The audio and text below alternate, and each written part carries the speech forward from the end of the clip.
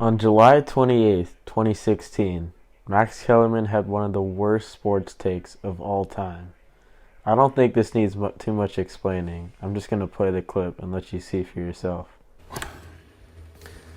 Tom Brady's just about done.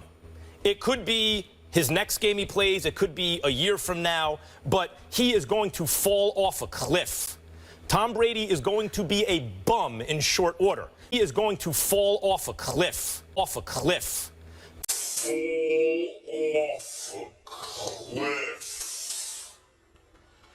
I mean, it couldn't be that bad, right? The dynasty continues. Tom Brady, Super Bowl champion for the 7th time. Okay, well, that turned out pretty horrendous for Kellerman, but if we even want to begin to understand why he made this statement, we have to go all the way back to 2015 and see what really led him to say this. You see, Kellerman constantly alluded to the fact that many athletes experience an increase in injuries and overall drop in performance once they reach their 40s. No quarterback ever has played much beyond where he is now at a high level. Well, ever. If he becomes that guy, he will be the first. So unless you believe he will be the first to ever do it, right, I think it's a much safer bet to imagine that he is going to fall off the cliff. Coyote style. Meet. What am I boys?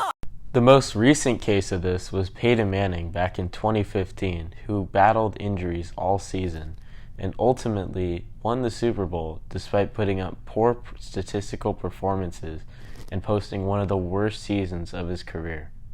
In the 3 seasons prior to the cliff statement, Tom Brady passed for over 4,000 yards, and in 2 of those seasons even passed for over 30 touchdowns. But I think it is plausible to say that based on history, a steep drop-off could occur, as even Peyton Manning here passed for over 4,500 yards in each of those 3 seasons before his massive drop-off, and even passed for 5,477 yards in one of those seasons. But I think this is where Kellerman forgets one of the main components of Tom Brady's success. You see, Brady has one of the most extensive and detailed diet and workout plans to make sure that his body is ready to take the hits that an NFL season brings. He often focuses on pliability, which has allowed him to sustain a long and prosperous career. By devoting so much time and resources to this unique plan, Brady has been able to maintain top performance throughout his career and overall limit the injuries that he's experienced, even though he's well into his 40s now.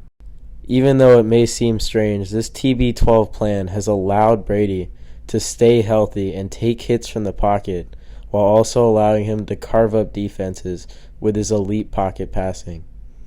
The other factor that Max Kellerman failed to take into account when making the cliff statement was that Brady didn't have to stay in New England. Now, I know that Brady did win a Super Bowl after the cliff statement was made in New England, but I think ultimately going to Tampa Bay allowed him to prolong his career, as he was surrounded by a good offensive line and weapons like Chris Godwin and Mike Evans that made his job way easier. Not to mention that they even picked up Gronk. I mean, in New England, who did he even have?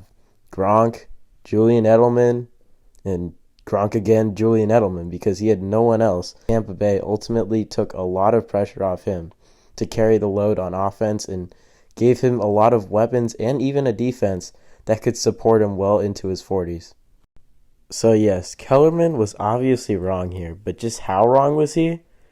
Well, at the age of 44 years old, Tom Brady passed for 5,316 yards with 43 touchdowns and a passer rating of 102. So I think it's pretty obvious that New England was the one that was holding him back.